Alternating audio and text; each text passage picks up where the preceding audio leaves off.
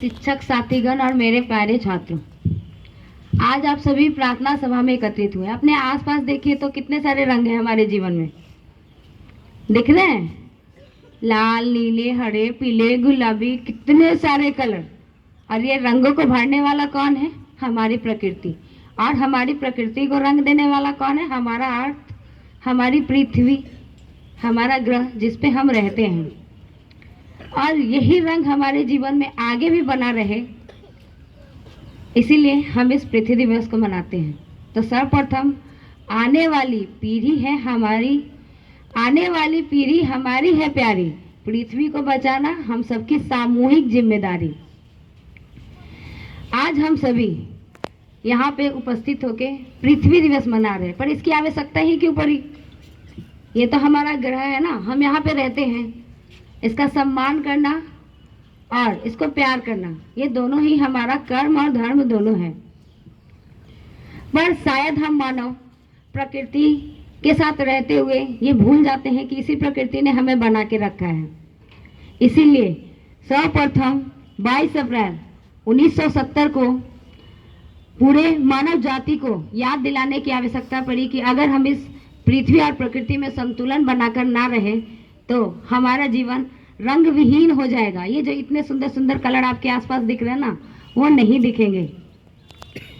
एक ऐसा कार्यक्रम जिसका उद्देश्य ही है प्रकृति के प्रति जागरूकता फैलाना, पर्यावरण संरक्षण के लिए लोगों को उत्साहित करना और हमारे प्राकृतिक संसाधनों की रक्षा करना।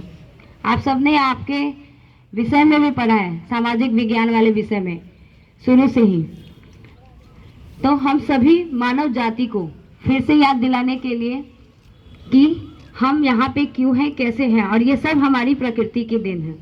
हमारा पूरा मानव जीवन एक संतुलन पर आधारित होता है, उसी तरह से इस प्रकृति में भी संतुलन है। ऑक्सीजन और कार्बन डाइऑक्साइड का, अगर ज़्यादा पौधे हो जाएंगे तो फिर हम नहीं दिखेंगे, और हम ज़्यादा हो गए हैं तो फिर पौधे कम दिख रहे हैं।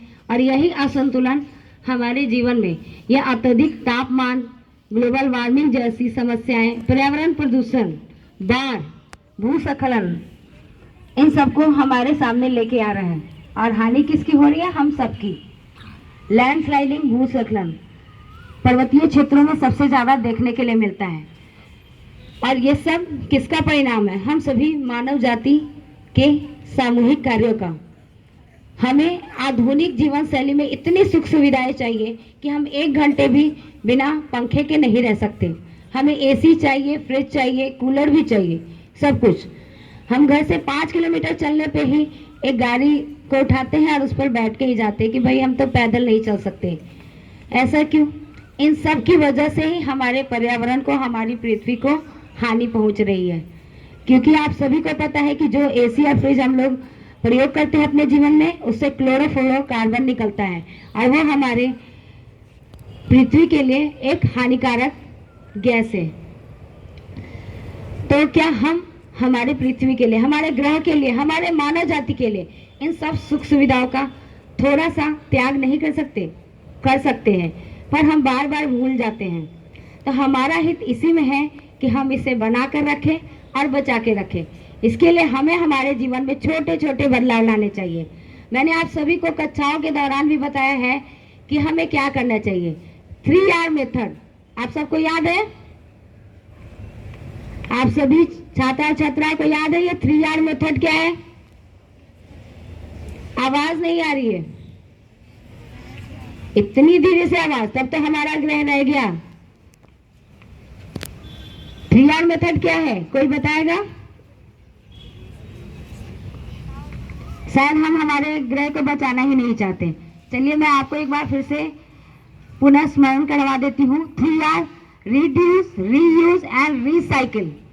Reduce, reuse and recycle. हम हमारे जीवन में जो भी वस्तुओं को प्रयोग करते हैं उसकी मात्रा को कम करना। जब हम घर से बाहर आ रहे हैं तो बिजली को कट कर देना, पंखे और स्विच लाइट को ऑफ कर देना, पानी कम से कम खर्च करना, ऐसे छोटे छोटे बदलाव हैं।